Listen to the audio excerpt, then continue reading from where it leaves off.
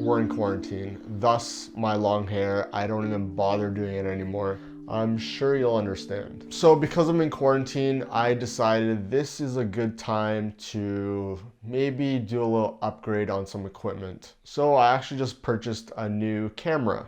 So I put the order in.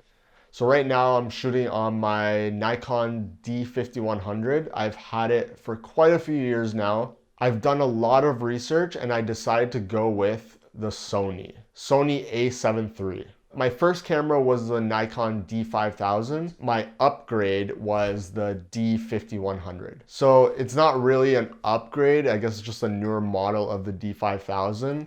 But I've had it for a long time. I think they're now at Nikon D5600. I do love Nikon for its photography, but it doesn't do very good video.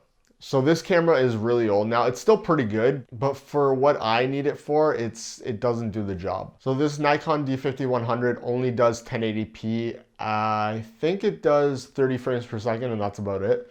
And it's not very good for video. The thing that I didn't like about it was it doesn't have color profiles. It doesn't have focus peaking. It was really annoying filming videos because when you're looking at the actual screen to see if you're at the right exposure, when you adjust the aperture or the shutter speed or the ISO, you can't see what the exposure is in camera. It just, when you switch it just stays the same, which is weird. So you have to like move the camera, do an exposure lock, and then like set it up and then start filming, which doesn't make any sense. And the autofocus is not good. Like right now, as I'm filming, hopefully it doesn't pick it up. I'm using a lavalier mic, so I don't know if it's hearing the sound of the focusing, but you might be able to see it on camera. The autofocus is very jittery. You could probably see it like when I go like this, or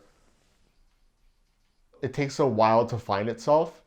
So it's time for an upgrade, the Sony. It doesn't do 60 frames per second at 4K, but it does do 4K at 24 frames per second, which I'm happy about. And I don't mind going down to 1080p for a slow motion shot. It's still good quality. And I've never had a camera that shoots log, and I'm really excited to test that out for color grading. So the Sony A7iii is a full frame camera, so it does allow more light to come onto the sensor, which means that you could bump the ISO higher without getting too much noise. So I have heard some complaints about the Sony A7iii. For me, going from a Nikon D5100, which is an entry-level camera, for such a big upgrade, I won't even see the negatives. All I will see is the positives coming from a camera that I had so many issues for video. So I'm really excited to get this. I believe the Sony A7iii came out in 2018, which makes it about 2 years old. But from what I've heard, it's still a great camera for 2020.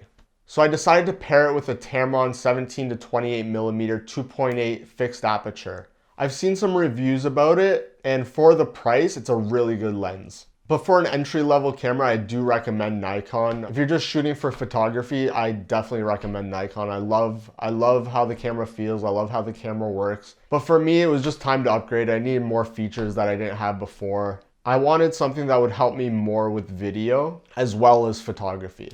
So I definitely think the Sony A7iii is what I'm looking for. So stay tuned for the next video when I do get the Sony A7iii. I'll probably do an unboxing of it, which is probably going to be the last time I use this camera. So this camera I'm just going to give to my sister so she could take some pictures of her kids. And if you're interested in the Sony A7iii, stay tuned for the next video and hit the bell on my channel so you'll be notified when it's posted. And if you want to see some travel and exploring photos, check out my Instagram @VentureNinja and comment down below what your Instagram handle is. I would love to see your work.